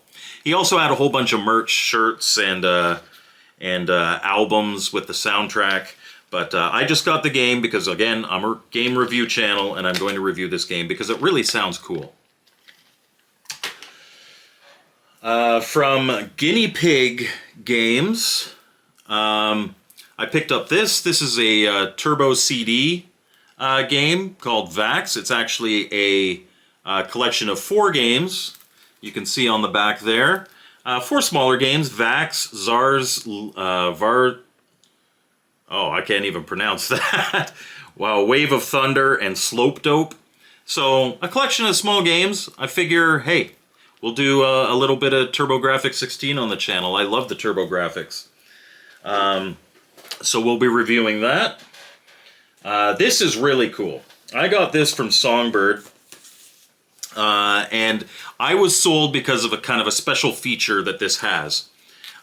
This is Wings of Death. It's a shooter for the Atari Jaguar. Again, upcoming review. The shooter itself looks really good, but it comes with the soundtrack CD. And the cool thing about the soundtrack CD is if you have a Jaguar CD, which I do, and it works, you could put the cartridge in, you could put the CD in the CD add-on, and when you play the game, it uses the CD music. And I thought that was really, really cool. This is one of the more expensive homebrews I picked up. I think it was $100. But just the fact that they're going that extra mile with the CD, I thought was really cool. I thought it would make a really good review. So I'm really looking forward to that one. Okay. Of course, I had to go and visit Audacity Games. So for those of you who don't know what Audacity Games is, it's some of the original Activision guys. It's David Crane, it's Daniel and Gary Kitchen, and they're programming new games for the Atari 2600. I did not own any of their games prior, and obviously being on a budget, I decided to pick up two. I picked up Casey's Gold, which if you ask Daniel Kitchen, he says that the Casey here is the Intellivision gamer. This is Casey's Gold. I'm looking forward to stealing all of Casey's Gold because Casey has a lot of it. He spends so much. Yeah, I'm going to be showing a lot of pickups. This was less than a quarter of 1 day of spending for Casey. And the other one I picked up was the brand new Rescue from Poseidon's Gate by David Crane. David Crane signed Poseidon's Gate for me, and Daniel Kitchen signed Casey's Gold for me. That's awesome. I did not get the special edition ones that come with the ROMs, but I'll be playing these on my 2600 Plus, so I should get still pretty nice HD footage. But yeah, I'm super happy to have these in the collection. We did an interview with the Kitchens and David Crane quite a while ago on the Retro Bliss Rewind podcast, which was really cool. So if you want to learn more about what they're doing and what they think of the homebrew community, I did ask them that. You can go and check that out. Of course, if we're talking Atari 2600, you can't leave out Champ Games. Champ Games makes some of the best stuff for the Atari 2600. And they have recently gotten more into publishing for other programmers. Now, they do work with the other programmers to make their games better, to make them that kind of Champ Games quality. So you may have heard, like, for instance, I picked up Chaotic Grill. You may have heard that an earlier version of this had bugs. Of course, Champ Games isn't going to release that version. They worked with the programmer, Philip Blackman, to make sure that this was perfect and ready for release. So I picked up Chaotic Grill. I picked up Squish 'em Deluxe, which is another one that they published. This one is Bob Montgomery. And I picked up Dino Eggs, which is programmed by C. Centeno. So these are ones that they have released that they didn't program. But I also picked up their newest release, which is Spider's Arcade. Those of you that have watched Retro Bliss Gaming Channel, he streamed this one a while back. It looked really cool. It looks difficult. But I am looking forward to reviewing all four of these, because anything that has that, whether they program it or not, anything that has that Champ Games logo on it, it's going to be quality. And I am really looking forward to those. The great thing, too, about ordering from Champ Games, if you see him at a convention, make sure you ask him for some stickers. So I've got a couple Champ Games stickers. I got to figure out what to put them on. I actually have a Ziploc bag full of stuff that I put, stickers like this. Actually, when I was at the Champ Games booth, James from Zero Page Homebrew was there too. He gave me a couple stickers. They'll probably go in the bag too. But I want to put one of these Champ Games stickers on something around here. I got to figure out what. But definitely ask him for some stickers and put them in good places, because Champ Games is awesome. All right. Let's talk Intellivision, because I know I've got a lot of big Intellivision fans. Intellivision Revolution released a whole bunch of new games. I picked up 4 of them. And of course, I got the catalog. He does little catalogs every year for games that he's releasing, and I've got quite a collection of them. They're in that same Ziploc bag. I picked up Kangaroo, obviously. I did a review on that one. We launched that. Really cool. I don't like Kangaroo, which is why I like this game. This is not a faithful port of Kangaroo, but it is a fun game regardless. And And honestly, I think it's better than the original arcade game. I really don't like the original arcade game. I picked up Mermaid Enchanted Ocean. You know Michelle's going to come back for that intro. I picked up Princess Liddy. You know Michelle's going to be in that intro as well. Casey, the Intellivision gamer, is going to be super happy. There's going to be some Michelle coming up on the channel. And I was actually really impressed to see Triple Action 2. Triple Action 2, I know one of the games on here, which is Canyon Escape, which was part of the Inti Basic Challenge. But it was changed for this. It's been upgraded since the competition. And it's got 2 other games. It's got Asphalt and Ring Racer. And when I was talking to Rev, he said, you know, any of these games could have been its own cartridge, especially by the Intellivision Revolution standard. But he chose to put them all on Triple Action 2, and I think that's great. I think that really increases the value of what this is, and I'm looking forward to playing them. And then last but not least, for Intellivision anyway, I was walking by. I did not pre-order this. I wasn't going to get it. But I was walking by the Immortal John Hancock's booth, and I was talking to him. I've talked to him at events for the last few years. I don't know him, but we talk at every convention that I go to. And he's like, "Do you want a copy of Tortoises?" And I said, "How much is it?" And he said the price. He's like, "I've got 1 copy left," because those of you who don't know, he's kind of like, he's done, you know, I've got X amount, let me know if you want them. And then, of course, Intellivision fans at the events, like, he's sold out before the doors even open. But he's like, "I got 1 copy left." So I was like, "Okay, you twisted my arm." And I picked up Tortoises. Tortoises is a port of an old arcade game. I'm looking forward to trying it. It's programmed by Brian from Brian's Man Cave. He's the same guy that did Kangaroo. Yeah, interesting. Should make for an interesting review. And, you know, you Intellivision fans, I've got lots of Intellivision to review now. And, of course, whenever you order something from John at one of the conventions, all of his games seem to come in nice protective plastic cases. So I appreciate that.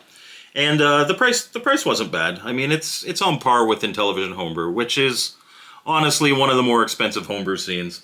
But it wasn't ridiculous, and it is kind of highly sought after right now. So I was happy to pick that one up. Okay. At the Intellivision Revolution booth, there was a lot of people. That's kind of where we hang out at Portland Retro Gaming Expo. It's kind of the hub for the Intellivision, the core Intellivision community. But this year we were sharing a booth with the Vectrex guys, Vectrex Mini. So I got some of these little promotional things.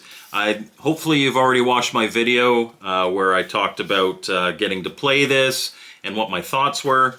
But needless to say, my thoughts were really, really positive. So I got these. When I get my Kickstarter reward, which is a console, I'm going to put these in the box with it. Just nice little collectibles because I'm a nerd. But in the same Vectrex vein, we had Sean Kelly there, VectrexMulti.com. Great website. Lots of great Vectrex homebrew there, and it's all really quality stuff. And so Vectrex fans who've been waiting for more Vectrex reviews on my channel, I picked up Count Vecula and I picked up Major Tom for the Vectrex. These are going to be upcoming reviews. Major Tom strikes me as a very loose port of Major Havoc, and I don't know what to expect from Count Vecula, but it looks pretty cool. The box looks cool. And on the back, you got the nice Dracula there. So I'm looking forward to trying both of these and doing reviews for you there. I got to think of a nice intros for both of them. And now, okay, this one. Well, actually, no. Before I get to this, the Vectrex booth, Sean Kelly's booth, he shares it with Atari Parts. And I love Atari Parts. I'll link their website in the description. But they make replacement parts for your old Atari 2600, 5200, 7800, Intellivision now. So you can fix your controllers, you can fix your consoles, you can get replacement power supplies. Every time I go to a convention, they seem to be at a lot of them, I pick up something new with full intention of doing a video on how to install it. I've got a 5200 controller repair kit that I want to do. And I always end up picking up something and I just never end up doing the video. But I did pick up more. This event was no exception. I got a new boot for an Atari 5200 controller because the repair kit did not include this. It's repair for the buttons and stuff like that. So I got this. So hopefully my joystick will center a little better. And I got 2 sleeves for Atari 2600 controllers. These are really nice quality silicone sleeves. I've got, like anybody who has an Atari 2600 collection, I have about 100 joysticks, all in various states of quality for the actual joystick. So I got a black one, and I got like this purple one that I can give to my daughter because she really likes this color. So that's cool. In addition to that, I picked up a tool from them that's meant for removing the 5200 joystick, because that can be a pain in the butt. Unfortunately, I only have carry-on, and that tool, it's a metal tool that has kind of this long shaft and then a like a wrench bit at the other side. And it was a little too long, and TSA took it away from me. They opened my bag, they took it out, they're like, this is too long, this could be used as a weapon, you can't take this onto the plane. Would you like to check your bag? Like, they were nice about it. I was like, you know what, it's a $5 tool, I'll order one online, that's okay. So they threw away my tool. Unfortunate, but that's the way it is. And like I said, they were super nice about it. They didn't jump on me and think that I was trying to attack the plane or anything. Okay, the penultimate thing. I love Atari Age. I've ordered a lot from Atari Age in the past. I didn't order a lot from them this year. But I saw that they had one thing and I could not resist. I got myself the Collector's Mission Kit for EXO. EXO is one of my favorite 7800 games. Muddy Vision did such a great job. So the game itself, I already love. And then they do this special edition, collector's edition, and it's got such a Fallout vibe.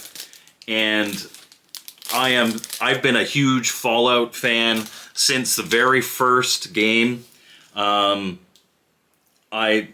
like you combine EXO with that vibe, and of course I'm gonna be a sucker and buy the collector's set. I do not feel bad for spending the extra money on this. This will be a special review on the channel. I've got to do something kind of cool for that intro for sure. And I will make sure, instead of my usual, it comes in a box, here's the manual, here's the overlays or whatever, we will do the top down and I'll show you everything that's inside here. Because this is awesome. And I have already looked through it and it is awesome. Now, last but not least, this one has a little story behind it. So on the Friday, the main kind of hall is open, but where the Intellivision booth was and where a lot of the other kind of smaller booths were, Champ Games, John Hancock, stuff like that, it was closed on the Friday. But we're in there, we're setting up, we're doing our things. I did my review for Kangaroo there. And there's this guy walking around with this massive bin of stuff. And he came up to the Intellivision booth and he's like, are any of you guys interested in this?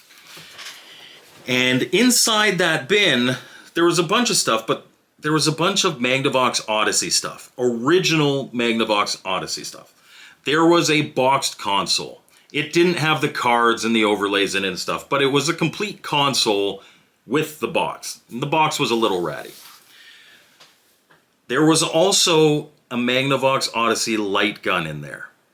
And I picked it up and I said, holy hell, I have never seen one of these for sale. It was damaged, certainly not beyond repair, but it wasn't in the greatest shape, but I wanted it. And of course I can't take it on the plane. And I asked him how much. He's like, I don't know. What will you give me for it? I probably ended up talking myself up in that negotiation. He probably would have taken $10 for that gun. I ended up paying $30 for it.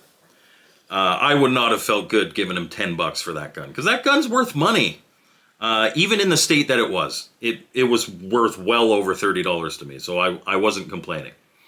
And then I kind of walk away. And later I come back to the table, and in front of Rev is that boxed Odyssey with a bunch of boxes separate for the Odyssey games. We'll get to that in a second. But he's like, and Rev tells you, the guy just left it here and said, you know, I'll come back later, just give me $100 for it all. It's worth so much more than that. Even in the condition that it was. It wasn't in the best condition, but even if you get a mint condition Magnavox Odyssey, odds are it probably doesn't work. It's very finicky electronics. It's old. They're from 1972. So regardless, it's a collector's piece. It's not even it's not even great to play. It's a collector's piece. And so I hatched an idea because I really wanted the side boxes. Because I've never seen those for sale. So I gave Rev $100 and I took it all. And then I took the boxes, which I'm going to show you in a sec, and I put $150 on the Magnavox Odyssey and I put it on the table, with the hopes that it would sell that weekend. Otherwise, my plan was I would give it to the two drunk siblings and Tim could fix it and they could play an Odyssey game and then whatever. But E-Buckeye. So it's been sitting on the table all of Saturday. And I'm starting to think, okay, I'm going to have to either drop the price or... And I told everybody at the table, if I'm not here, negotiate. I just need it gone. I can't bring that in my carry-on. It won't fit. And so I come back to the table and I see it's gone. And E-Buckeye, who is a member of the channel, great guy, big Intellivision fan, he's like, Mike, how much would you have been happy with? And I said, I don't know, like, what did you sell it for? He's like, well, would you have been okay with 125? And I was like, damn right I'd be okay with 125. That's more than I thought. I thought, you know, somebody would offer 100 and sell for 100 and then I paid $30 for everything that I got. I'm happy with that. So I ended up paying $5 for everything that I have, and I owe so much to E-Buckeye. Apparently the guy was hemming and hawing over 150, and E-Buckeye was like, would you do 125? And he sold it right there.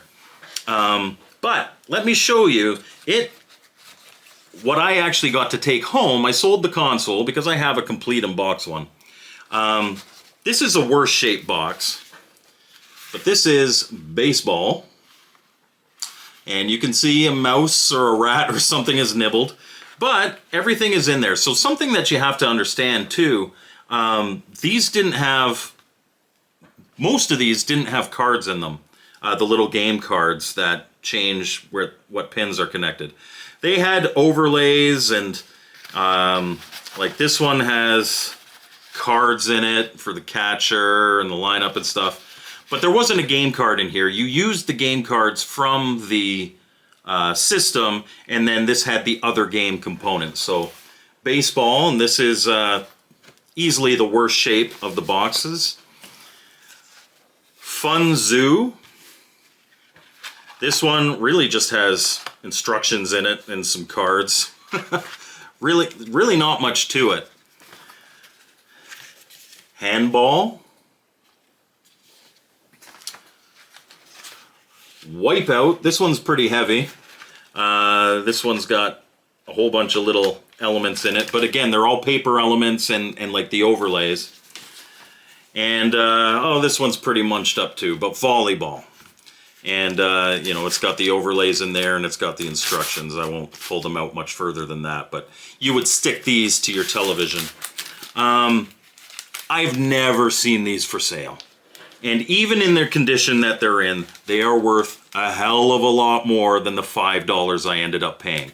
And I'm actually being reminded right now, I'm going to get Tim and AJ to mail me that gun, the light gun, because that can come through the mail. It's a light gun, it's not a real gun. But I certainly couldn't bring it on the plane, because anybody who knows a original Magnavox Odyssey light gun, it straight up looks like a rifle or a shotgun. It just has a big cable coming out of it. But I've never seen these, so this is going to look fantastic. Again, Odyssey I collect for, I don't play it. I don't care if these have everything in it. They will look great lined up on a shelf. It's just so cool to have these. And a light gun, which I never thought I'd ever be able to get. So that was the kind of like for me stuff. Everything else was for the channel, except for maybe the splurge on EXO. I would have picked up EXO anyway. I spent the extra money on the special edition. But that's what I was able to pick up at Portland Retro Gaming Expo. It's a lot of stuff. It's not nearly what Casey picked up. Go watch some of his streams. I don't know if he showed everything that he picked up yet, but hopefully he does a Portland PRGE video and shows everything that he picked up, because he was taking wagonfuls, like 2 or 3 every day, which just incredible. He must save all his money and just spend it at Portland. So yeah, that's the stuff that I picked up. And man, what a great show. I had so much fun there. I had so much fun meeting, you know, all my friends and people that, you know, I was just meeting for the first time, but they knew me from the channel, and that's, man, that makes you feel like $1 million. And I certainly want to thank everybody that supported me getting there. I want to do it again this coming year, 2026. I think it'll be a really fun time. And yeah, so that was Portland. That was my pickups. Fun times. Thank you for watching my video. I'm impressed you made it all the way to the end. Another huge thank you to my channel members and everyone who helped me get to PRGE. I really appreciate the support. As always, my contact info is in the description, and we'll see you next time on Mike's Gaming Gala.